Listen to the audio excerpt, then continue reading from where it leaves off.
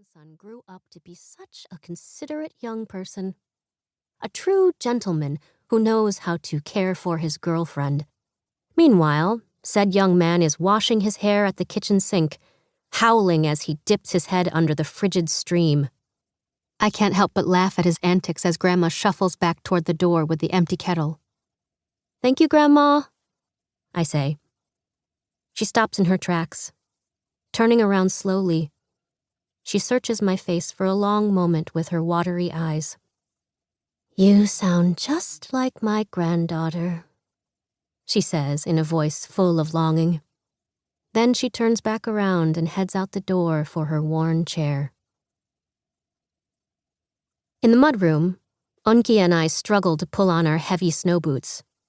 It's made all the more difficult by the layers of insulated clothes, tops, pants, and tights, we have on under our thick snow bibs.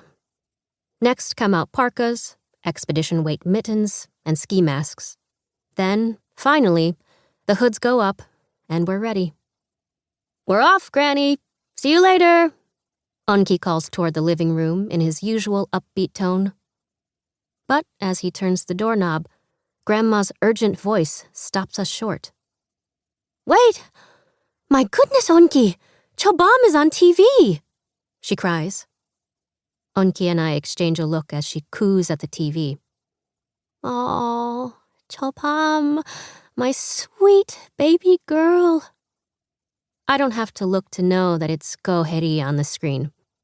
Unki refuses to acknowledge it, but the beloved actress and I look very much alike. We even share the same birthday, and for what it's worth, it so happens that we're both lefties. But no one, except for Grandma, would ever mistake me for her, what with my rough cheeks perpetually inflamed from daily exposure to bone-dry, sub-zero air, and my coarse hair cropped short for quick washing in frigid water. In contrast, Haiti's porcelain skin, rosy cheeks, and trademark long, shiny hair radiate her Snowglobe pedigree. About Snowglobe. With the world now at an average annual temperature of -50 degrees Fahrenheit, Snowglobe is the only place with a temperate climate, the only location with warmth and color in the whole world. It's a special settlement that was built atop a geothermal vent and is enclosed in a gigantic weatherproof glass dome. But not just anyone can live there. Its lucky residents are actors whose unscripted lives are recorded in real time and edited into shows, which are then broadcast to the open world for entertainment. Goheri isn't just an actress, she's a megastar, and she's just been named the new weathercaster, one of the most coveted jobs in Snowglobe. She'll set the record as the youngest weathercaster in the history of the settlement.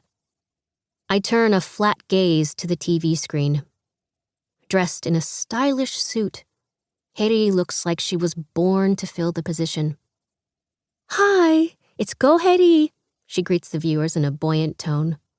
"I'm so excited and honored to be serving our community as the new weathercaster. Make sure to tune in to News at 9 on New Year's Day." She treats us to her perfect smile, and then the camera cuts away. I wonder, not for the first time, if I'll ever be able to meet her in real life. If my hair grew in proportion to my desire for a life in Snowglobe, I could shave my head bare every night and I'd wake up the next day with it sweeping the floor. Sometimes I wonder if my intense longing for the place might be responsible for Grandma confusing me with Haiti, as though she can see my soul yearning to flee this godforsaken icebox in favor of Haiti's life in Snowglobe.